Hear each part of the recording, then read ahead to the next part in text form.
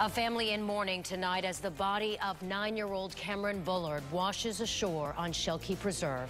Good evening and thanks for joining us. I'm Wendy Ryan. And I'm Jamison Euler. Tonight, the family of 9-year-old Cameron Bullard is planning his funeral. And at Gulf Beach's elementary school where Cameron was in 4th grade, grief counselors are helping students cope with the loss of their friend. Cameron was playing in the water with his cousins on St. Pete Beach this weekend when a wave knocked him down and swept him under. Tonight, our Lauren Rosella is talking to the dive team that risked their own lives in hopes of finding him. Lauren? And Jamison, these teams want to emphasize that. And again, Jamison, these teams want to emphasize that that Cameron wasn't playing in dangerously deep water. In fact, I'll show you, he was only playing in about ankle to knee deep water, if you'll believe it. And family members, they say, were supervising him, but he was swept out to sea anyway. As search crews flew overhead and dangerously strong waves pounded recovery boats, the sole mission was to find 9-year-old Cameron Bullard's body.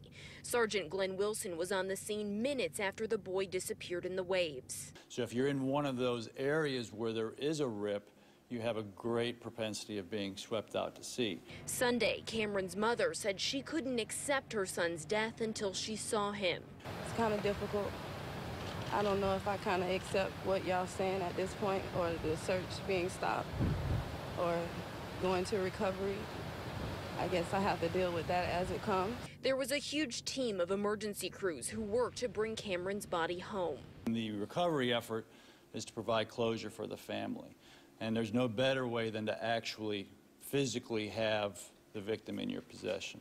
Pinellas Sheriff dive teams braved the strong currents all weekend. Other deputies searched the shorelines all night.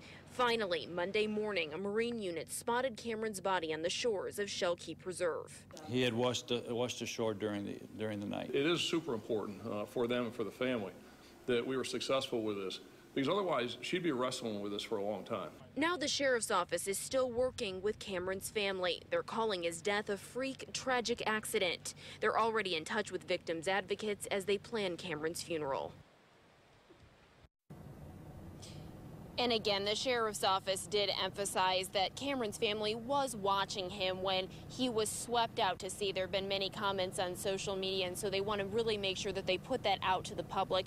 And again, they're just saying that this is an accident that it was just incredibly, incredibly unfortunate. Live in Largo, Lauren Rosella, ABC Action News.